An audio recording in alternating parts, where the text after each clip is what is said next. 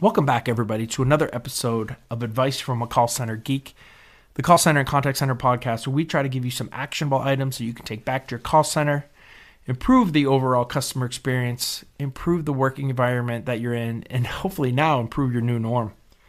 What's going on, everybody? My name is Tom Laird. I'm the CEO of Expedia Interaction Marketing. Expedia is a 500-seat call center outsourcer located here in beautiful Pennsylvania. We are now a virtual call center, as 95 to probably 97% of all of our agents and all of our support staff are now working from home.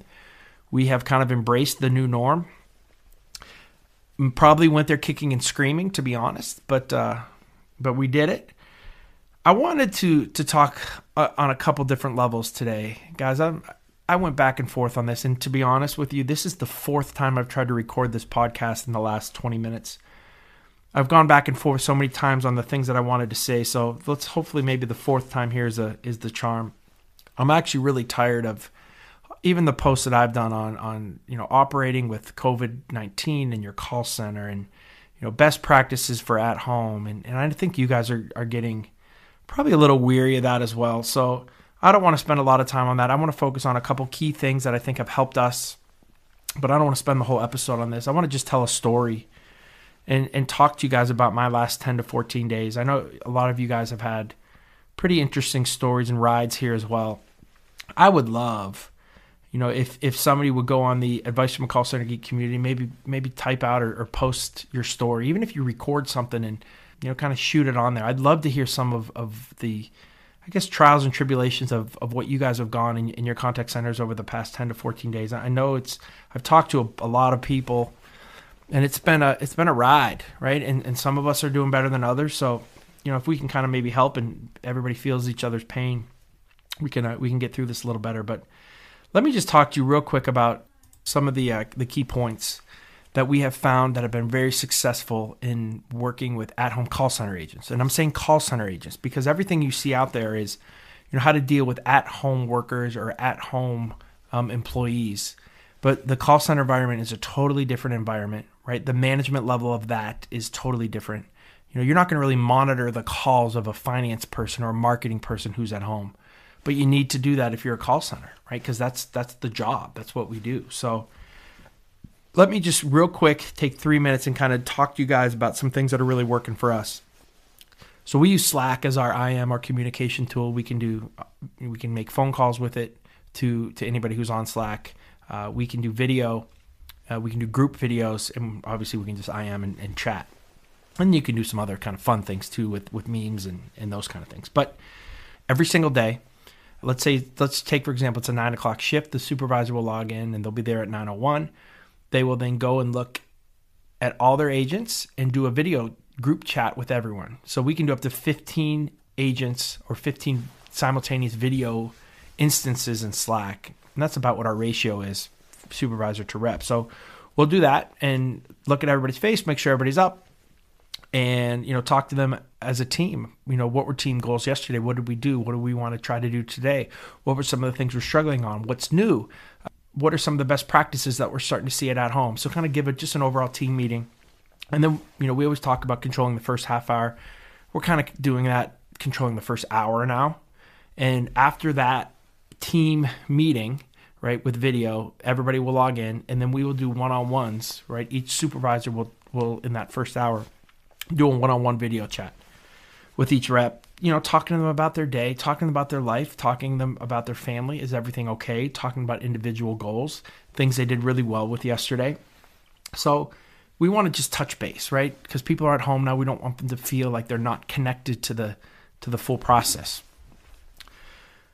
The next kind of, I guess, policy or I guess more procedure is every 15 minutes, the supervisor has to talk to her team. They're called channels, right? So, each in Slack, each group is a channel. So to their channel, every 15 minutes, I got to say something like, hey guys, really great start. Service level is 87%. Handle time's looking really good. I just monitored the first 3 reps. You guys rocked it. Something like that. So we're going to touch base in the team so everybody knows that we're there. Everybody knows that we're monitoring, and everybody knows that we know what the stats are, right? And then we're going to do this early. We say breakfast, lunch, and dinners, but in the beginning of the shift around lunchtime, and then in the afternoon, we're going to do an individual IM just chat with each rep. Like, hey, Janie, really great job on the last 2 calls you had. Here's a couple tips on, this cross-sell product that we're working on. And then I don't know if you knew this, but, Friday is only going to be a half day, something like that. We're touching base. We want to touch base as many times as we possibly can, right? And right now we're at like 6 or 7 times during the day that we're touching base.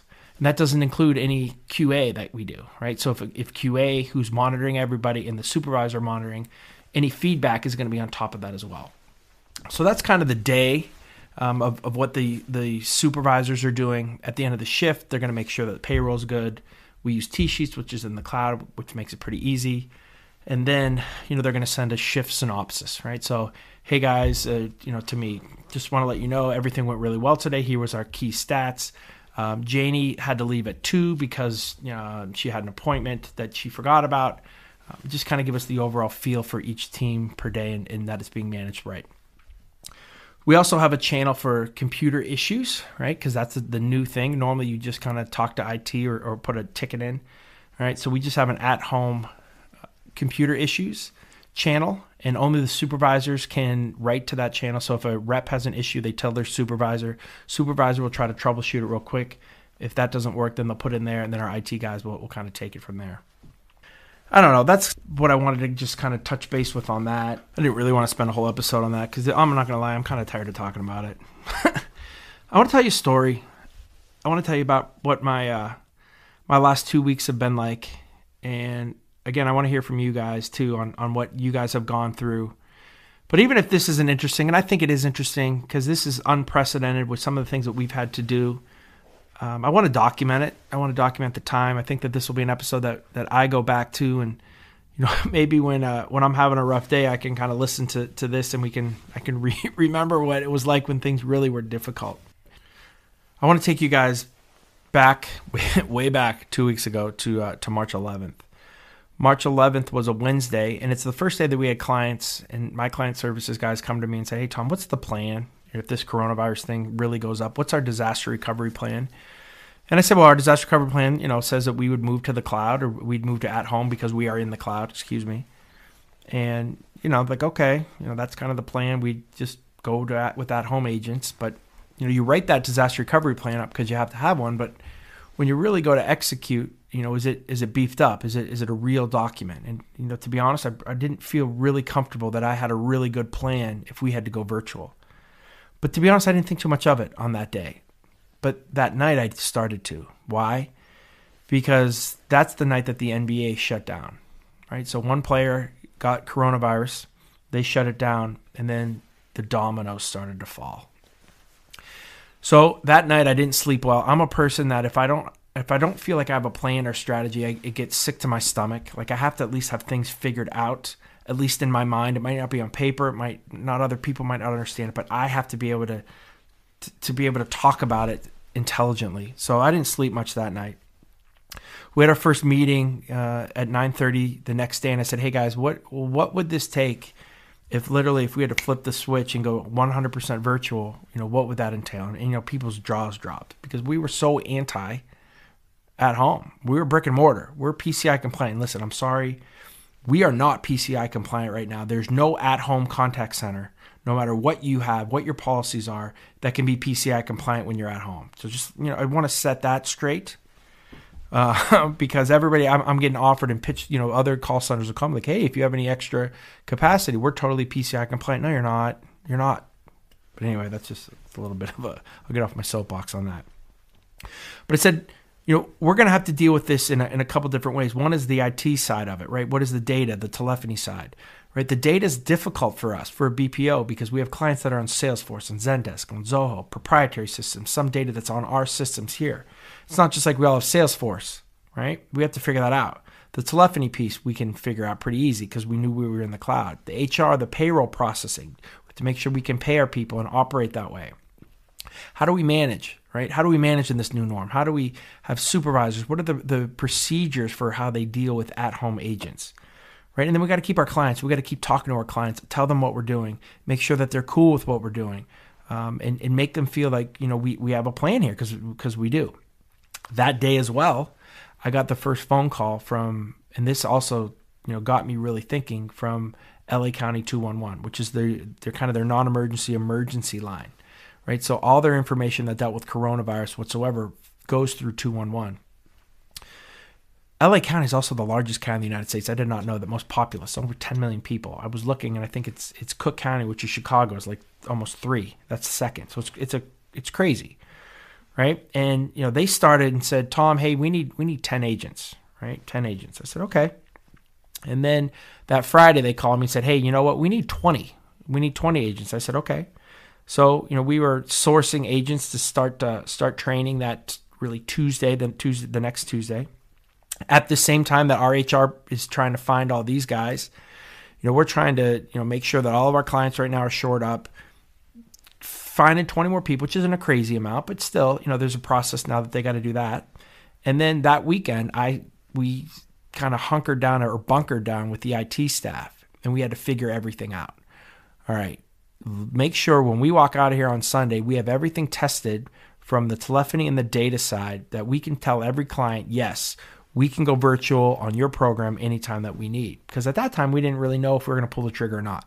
But we wanted to make sure that we had a plan for it. And we did. So from our Salesforce clients to Zoho clients to proprietary clients, we set up a VPN for all of our internal stuff. We were set. Feeling pretty good about myself. All right. So Monday morning, we had our formalized plan. We had everybody kind of break up into their groups. And if you have watched on LinkedIn, I actually have the videos. We actually recorded those meetings. So it's kind of interesting, I think, when we're talking about what we're going to do. Check those out on LinkedIn. I think I have them on YouTube as well on the Advice from Call Center Geek channel. But we recorded it all. We documented everything. So we weren't ready really to pull the trigger yet, right? So Monday, we're trying to get reps in for the other program. We're trying to finalize all the processes and the procedures. But, we didn't know really what was going to happen yet, if we're going to really have to do this or not.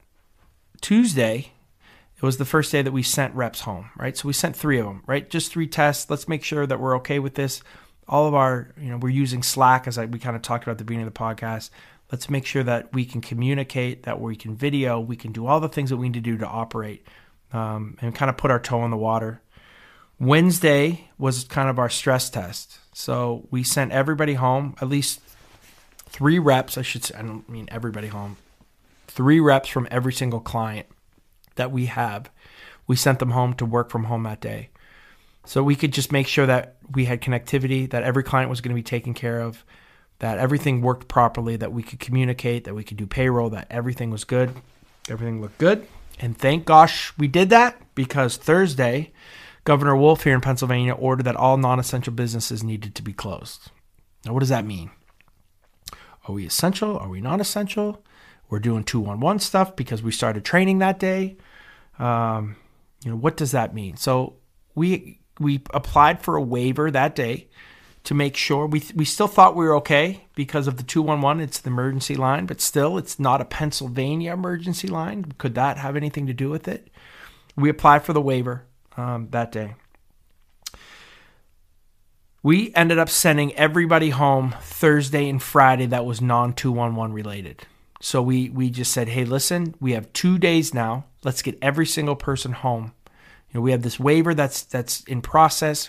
Not sure, but still, we're not really social distance at this time. We need to get these guys home. Everybody's on top of each other in the call center. We're trying the best we can to spread people out. But by the end of Friday, everybody was gone, right? And I did a video on that too. And it's gotten a lot of hits because I was kind of sad, right? I mean, it's weird, right? Everybody, you're still working, and you know that it's not like you're closing. And in fact, you're operating at a pretty high level, but still nobody was here, and it seemed kind of ominous. That Friday as well, we really started our first full day of taking calls for 211. I get the phone call from 211 that says, hey, they need another 30 agents. So we go into full gear last weekend, right, to start to bring people in. And by the way, we use Facebook. That's really now we have an Indeed account, but we use Facebook as our sole way of bringing in people. I mean, you can spend $100 on that, post an ad, post it to 45 miles around your area, It's really good. I almost can do another whole podcast on that guy. But during the weekend as well, on Sunday, I believe, I got a letter from the state. It was not a waiver, but it said, Tom, we believe that you don't need a waiver, that your business is kind of a life-sustaining business, and you have permission to stay open, which made me feel pretty good. So felt good as well that we had everybody home, weren't taking any chances. We actually called a nurse, and we had a nurse come in that was going to come in now starting like really for all of this week. It's as I'm recording this is Wednesday. I'm getting my days confused. It's Wednesday, the 25th. So Monday, Tuesday, Wednesday, she's been here so far. So anybody that we are trying to hire for the new 211, they get their temperature checked. We social distance them. We've spread out all the people coming in to apply. So when they come in for their interview, we made sure that we didn't have a waiting room of 10 people just kind of waiting in there. Just kind of the new norm. We're also using the nurse to take everyone's temperature before they come into their shift on the 211 program. So that was Monday. So now Tuesday was the last day that we had the first class of 211 guys still here. Took their temperature. They ran their shift. We packed up all their equipment. Now they are home, and they're currently working today as their first full day from home. Yesterday or on Tuesday as well is when we got a visit from the health department with 2 uniformed Mill Creek, which is the township that we're in, Mill Creek police officers. I think they're Mill Creek. And again, they don't know if we're allowed to be open. If we're not, right now, all non-life sustaining businesses are supposed to be closed. So she came in and asked why we were open, and I showed her the email from the state. She asked if she could look around. I said yes. She saw that we had a nurse on staff checking everyone. She saw that we were social distancing. She also saw that we had hand sanitizer and we were having people wash their hands. She could not have been nicer. Could not have been more professional. Officers were awesome. So not even really a write-up, just kind of wrote what she saw and it kind of left. So we I don't say dodge a bullet because we weren't doing anything wrong, but it's nerve-wracking, right? When you see the health department there with 2 police officers, you're kind of on the defensive right from the door, but I'm super charming. So I'm sure we figured it out. Last night, excuse me, we got a full waiver from the state that says, we are exempt and we can stay open. So that's on all of our social media right now. We also posted on our front door, right? So anybody that is coming in kind of understands that we've had a waiver. Now, the waiver still means you still have to abide by all of the social distancing and all of the rules from the health department. So, we are doing that right now. So currently we are training, one more class for 211. That's going on right now. That's the only thing in the call center. We're not even using our training rooms. We're actually using the call center because nobody's in them. And we're trying to space people out, right? In this giant call center with only 20 people, it's pretty easy to do. So we're training, educating. Those guys will be here for a day or two, and then by Friday they're going to go home. And we should have everybody home. So the good thing is, unlike a lot of businesses, we are extremely lucky. I don't know right now if we're winning or losing, but I know we're still playing the game. We have people that are working. Every client is being serviced. Service levels are great. Our call-off percentage has been much less. I think our communication culture is even better because Slack has kind of forced us to all talk to each other. And if you can just click a quick button and have a phone call through Slack as well, it's been really, really cool. I probably did a poor job of talking to all the employees at once. I used Facebook, but now I'm using Slack as we have a general channel with everybody in it, and I post like a daily message to everybody on kind of where we are, what we've been doing, who's been rocking it, what are some of the things that I need some help with. And I think it's helped us as an organization overall become closer, become a better team. I think that there's a place for this at-home model. I don't think it's for every client yet because there's still some security issues that I have. I'm not going to lie. But, right now it's either, you kind of take the chance that you have the right people or you close. And that's the same thing with each client. So it's a unique operating environment, one that is going to make us so much stronger, one that's going to be able to offer my company, the ability to do virtual at any time. We can scale an at-home, and we've proven that we can operate in that environment. And I think we can operate really well. So if I can, I think, moving forward, we're going to be a hybrid call center where I will always have some type of or portion of rep or business or percentage of business that we're going to do at home, and then a percentage of business that I think is very important to have in a brick and mortar, and really learn to operate, in both of those pools. So that's kind of my 2 weeks, guys. It's been a roller coaster, up and down. Overall, the people that I have worked with, you really find out who your leaders are. And I kind of posted that I think 2 weeks ago and said, hey guys, watch everybody who works for you this week, because by Friday you're going to know who your leaders are. And you can see that, right? When the guns are firing, who's the one who's ducking for cover and who's kind of really taking the charge and leading and helping. And I think it's a big testament to a lot of the people in a lot of our organizations that maybe we didn't know that they had certain skill sets. So pretty proud. I've learned a lot. I'm glad that I'm living through this. I would never want to do this, but it's definitely making me stronger as a leader, as a person. It's making my organization stronger. It's forcing us to do things that maybe we never would have done. So I don't know if there's a silver lining in this. I guess that's what it is. We're still operating. A lot of people aren't. We at least have the opportunity. So guys, stay safe. Practice your social distancing. It's not a joke. Really try to do everything you can to stay safe. Stay at home as much as you possibly can.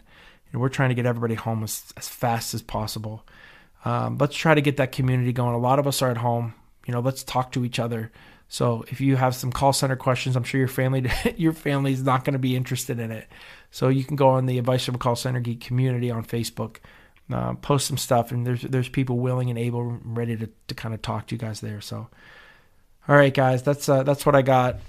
I don't know if it's a depressing episode, fun episode, interesting episode. It's certainly an episode. So I will talk to all you guys next week.